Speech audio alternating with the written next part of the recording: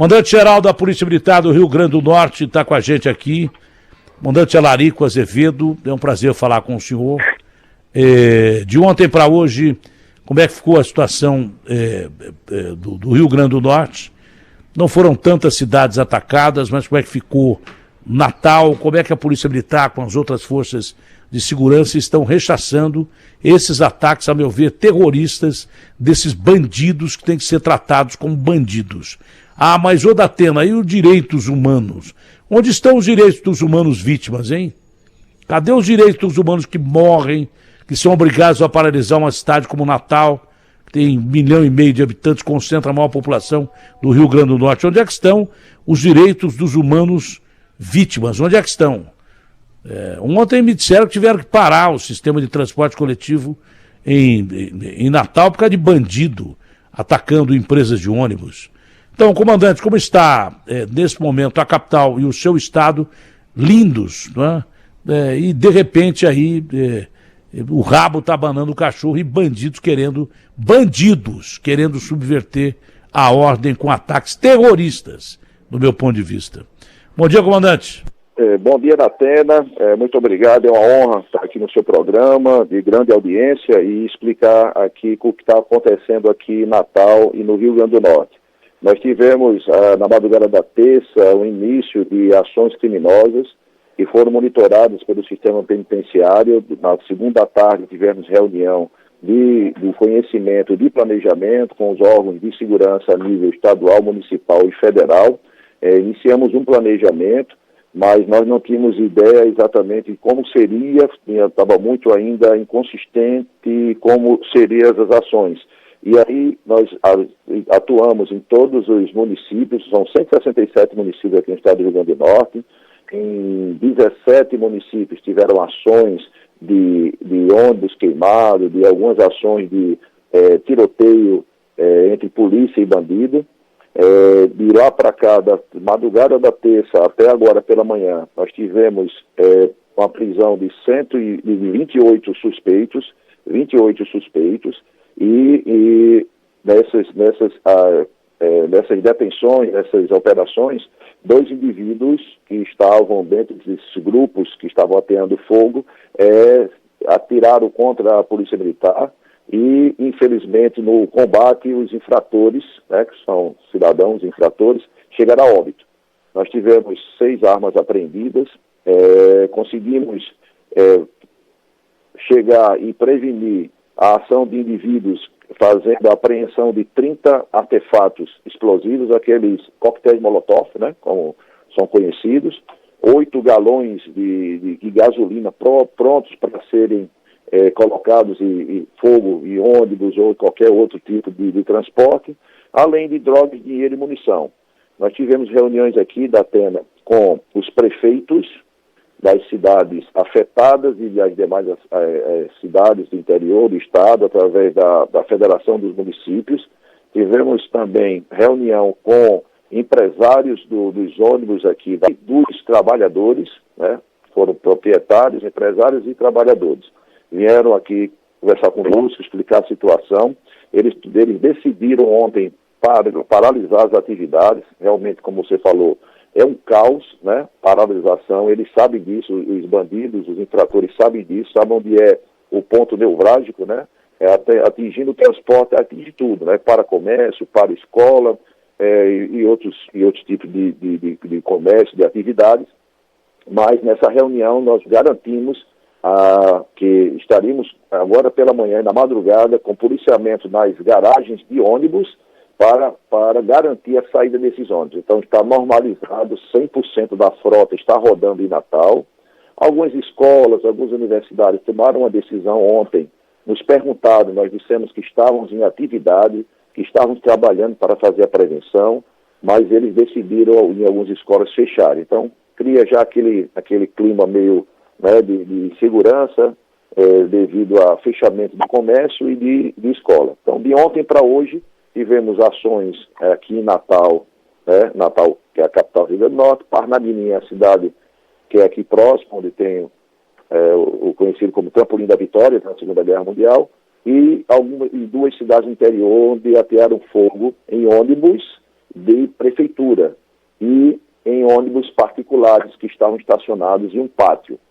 Então, hoje de madrugada, na verdade, a Força Nacional de Segurança, comandada e acompanhada pelo Coronel Alencar, que foi comandante-geral da Polícia Militar de São Paulo, hoje é o diretor nacional, diretor da Força Nacional de Segurança, ele veio pessoalmente, é amigo nosso, foi ex-comandante, trabalhei com ele quando era comandante nas reuniões do Conselho Nacional, é nosso amigo, está aqui pessoalmente.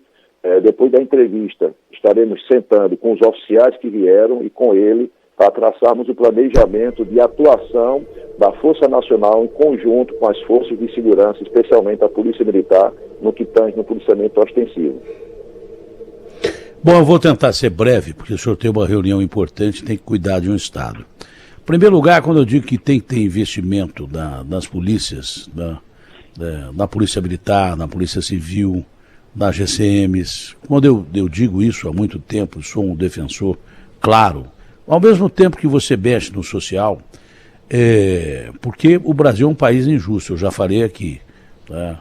Mas o social também está incluindo os policiais militares. Muitos policiais militares que atuam contra o crime e são a primeira linha de defesa de um estado, de uma cidade, contra esses criminosos, né?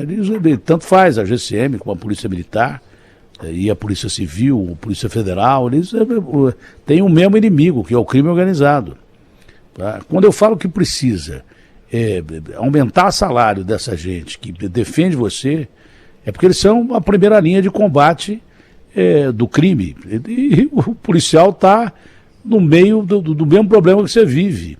Ele tem emprego, mas é muito mal remunerado, ele é obrigado a viver em comunidade e às vezes do lado de bandido, tem que esconder farda, e daí por diante então morre, entendeu? E a lei do cão funciona, um bandido que pega um policial, ele mata o cara simplesmente por ser policial. E a linha de defesa que funcionou em Natal, e a gente fica com o coração apertado quando vê uma cidade linda queimando, quando vê um estado lindo queimando, tão importante como qualquer outro estado da federação, e com o risco disso desencadear um problema nacional.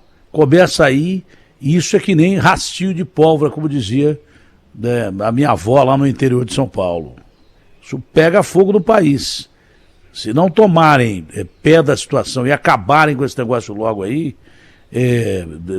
realmente nós podemos ter risco de instabilidade, inclusive de governabilidade de um governo que já sofreu um ataque golpista lá em Brasília. Mas, comandante, a minha primeira preocupação é se há feridos civis ou pessoas civis que foram mortas. Essa é a minha primeira preocupação. A segunda pergunta vem de uma reportagem que eu li aqui no UOL, de que o líder dessa facção que comanda o crime organizado, que inclusive afronta o PCC e usa táticas terroristas, teria sido morto pelos órgãos de segurança.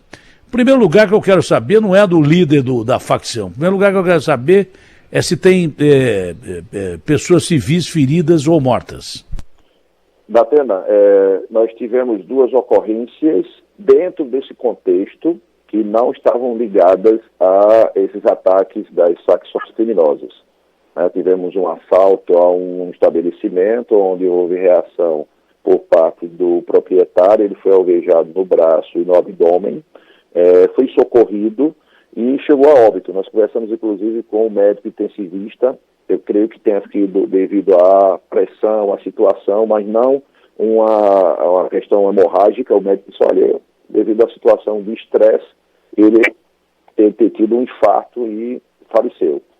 Mas nós verificamos, a Polícia Civil está averiguando, mas as preliminares que não tem nada a ver com os ataques. Os ataques, as ações criminosas estão sendo realizadas em cima de transporte público, transporte privado, carros-pipas, né? Porque a ação da Prefeitura de apagar os incêndios, eles estão até fazendo isso para evitar que a Prefeitura auxilie.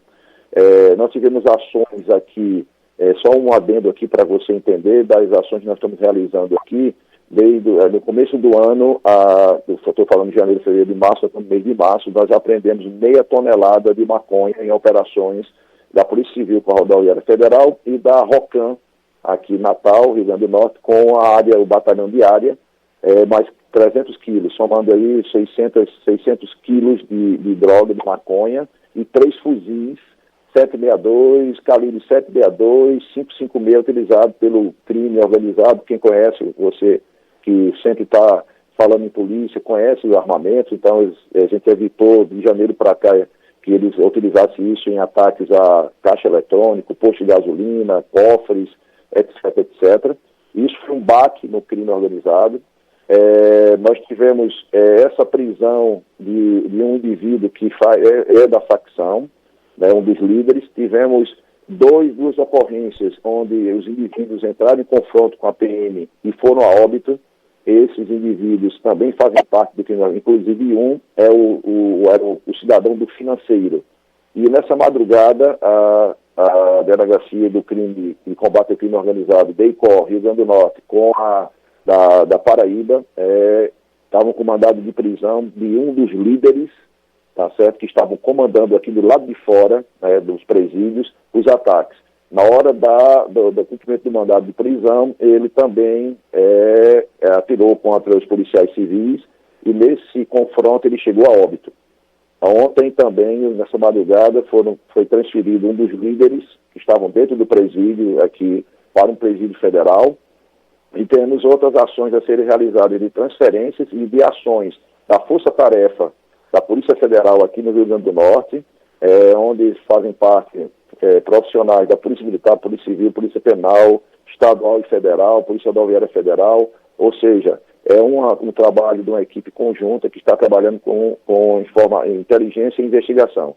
E para deixar a população entender que o Rio Grande do Norte é o único estado do Nordeste que tem uma penitenciária federal, entendeu? Então, essas ações realizadas, essa quebra, essa prisão e morte de alguns indivíduos e as ações da droga e do financeiro, isso abalou bastante, além das ações do sistema penitenciário em controlar a entrada de pessoas, as visitas.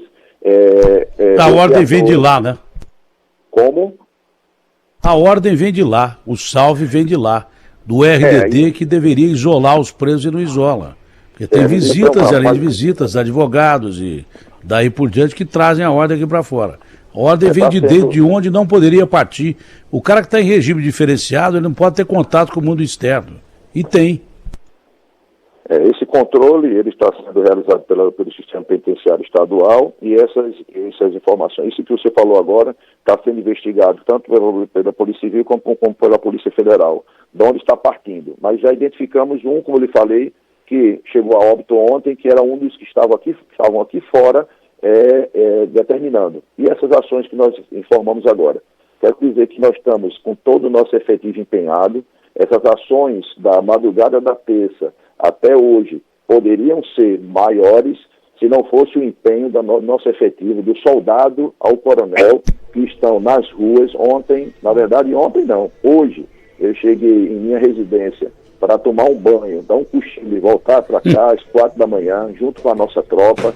Nós somos soldados, nós somos funcionários do Estado, de democrático de direito, nós estamos aqui para servir a população. Então a população, ela está sentindo a presença nossa, realmente, o empenho de cada um de nós aqui da nossa Polícia Militar, em conjunto com todos os órgãos de segurança, e agora com esse reforço que está vindo, é muito bom, muito bem-vindo, de colegas de outros estados que compõem a Força Nacional que estão aqui. Olha, primeiro que os órgãos de inteligência parece que funcionaram, que poderia ter sido pior. Mas pior, sim, pior. Podia ter sido pior o que aconteceu no Rio Grande do Norte.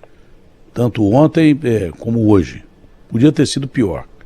É que os órgãos de inteligência, obviamente, que detectaram movimentos de que ia haver, na realidade, essas ações que eu reputo como ações terroristas. Elas são organizadas, elas são capazes de atacar o sistema do transporte coletivo, que paralisa uma cidade, não tem como ter aula, não tem como as pessoas se deslocarem na cidade, não tem como você sobreviver, porque a maioria do brasileiro é pobre, usa transporte coletivo, não usa carro. Esse é o grande detalhe. Mas, vou além para dizer mais, se não funcionassem os sistemas de inteligência das polícias, poderia ter ocorrido uma tragédia de proporções inimagináveis no Rio Grande do Norte. Agora eu convido você para entrar no YouTube da rádio para ver um estado lindo da federação queimando. Parece que você está vendo cenas da Ucrânia aqui sendo invadida pela Rússia, entendeu?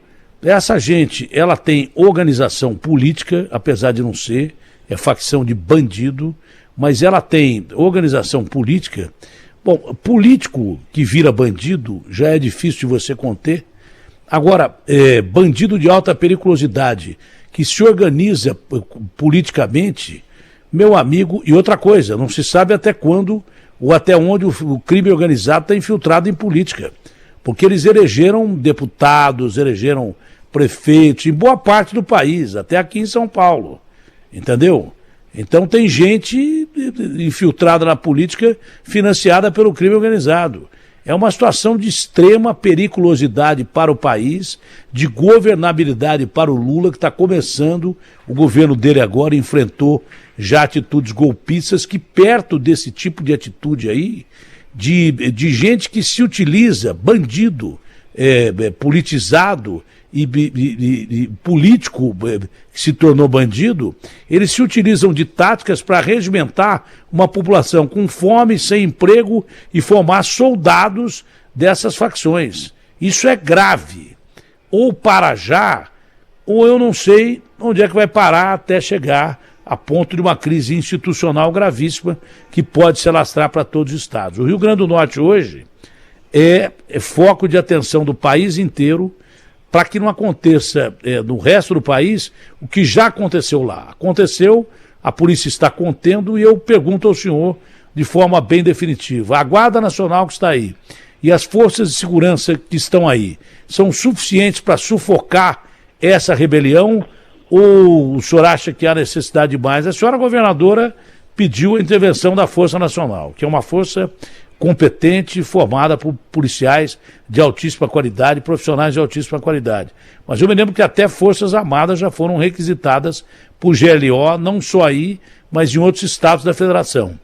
Mexer com bandido, amigo, e do jeito que o bandido está hoje, porque o crime organizado só cresce, né?